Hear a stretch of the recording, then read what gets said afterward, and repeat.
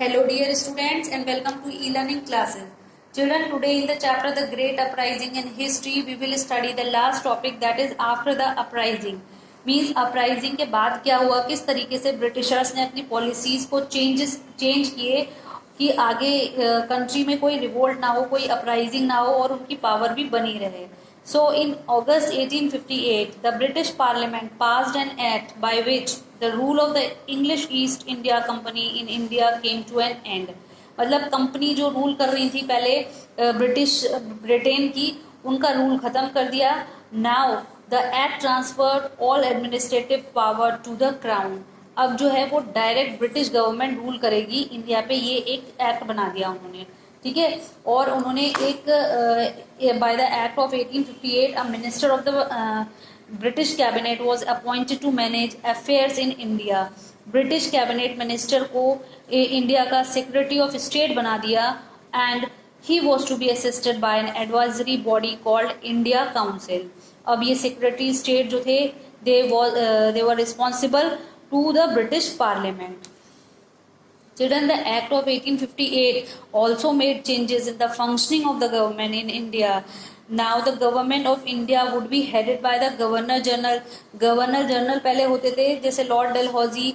Now their governor जो था वो चेंज करके उनको एक नया टाइटल दिया गया वाइसरॉय का, since he was appointed by the crown.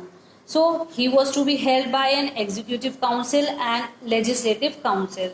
He would report to the Secretary of State in England. जो सेक्रेटरी ऑफ स्टेट अपॉइंट किया था ब्रिटिश गवर्नमेंट के द्वारा, नाउ ये जो वॉइसरॉय होते थे उनको रिपोर्ट करते थे. क्वीन विक्टोरिया ने भी क्या किया, she assured the rulers of princely states. Children, कुछ प्रिंसली स्टेट्स रह गए थे जिनकी टेरिटरी ब्रिटिशर्स ने एनेक्स नहीं की थी, तो इनको इन्होंने भरोसा दिलाया कि अब जो है गवर्नमेंट उनकी टेरिटरीज को एनेक्स नहीं करेंगे और वो जिस तरीके से रूल कर रहे हैं अपनी रीजन में वैसे ही रूल करते रहेंगे. जैसे पहले इन्होंने डॉक्ट्रिन ऑफ लैप्स के द्वारा जो टेरिटरीज को छीना करते थे तो वो पॉलिसीज भी सब खत्म कर दी थी. Now the government tried to make them allies. Queen also promised not to interfere in the social and religious belief and customs of the people, but in the name of non-interference, the government stopped supporting social reforms. अब इन्होंने queen ने ये भी promise दिलाया कि they will not interfere in any social और religious matter of India. किसी भी मैटर में वो इंटरफेयर नहीं करेंगे. The British began to follow the policy of divide and rule. अब ब्रिटिश ने क्या सोचा, ब्रिटिशर्स ने सोचा कि जो जिस तरीके से उन्होंने देखी अपराइजिंग कितनी स्ट्रेंथ थी, अपराइजिंग में हिंदू मुस्लिम यूनिटी थी और दोनों ने मिलकर किस तरीके से ब्रिटिशर्स को हराया भी और हारे भी, है ना. तो ब्रिटिश को ये यूनिटी जो थी वो पसंद नहीं थी, है ना. तो उन्होंने सोचा सबसे अच्छा तरीका है कि इनको डिवाइड कर दो और उन्होंने कह दिया कि मुस्लिम जो है they were the main cause of the uprising. मुस्लिम जो थे वो बहुत अपराइजिंग के कारण बने, इसीलिए उनको मुस्लिम को डिस्क्रिमिनेट करना शुरू कर दिया. Now there was a changes in the army also. The army was reorganize. दोबारा से आर्मी को रीऑर्गेनाइज किया कि आगे जो है फ्यूचर में रिवोल्ट ना हो. The ratio of the European soldier to Indian soldier was raise. अब जो थे ये सोल्जर्स जो थे अपनी आर्मी में वो यूरोप से लाने लगे, है ना. उन्होंने सोचा इंडिया के सोल्जर्स नहीं लेंगे कि कहीं फिर से दोबारा से रिवोल्ट ना कर दें. तो it was fix at 1 to 2 in Bengal army and 2 to 5 in Bombay and Madras army.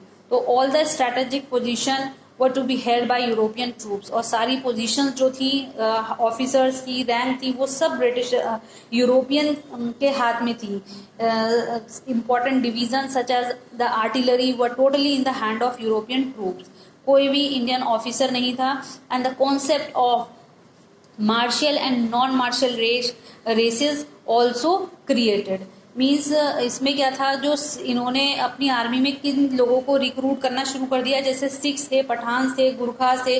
They people were loyal to the Britishers. उनको ये लगा था कि ये जो है वो लॉयल हैं, इनको रिक्रूट करो अपनी आर्मी में, क्योंकि इस region like Awadh, Bihar, central India का रीजन के लोगों ने तो बहुत ज़्यादा रिवोल्ट किया था इनके साथ.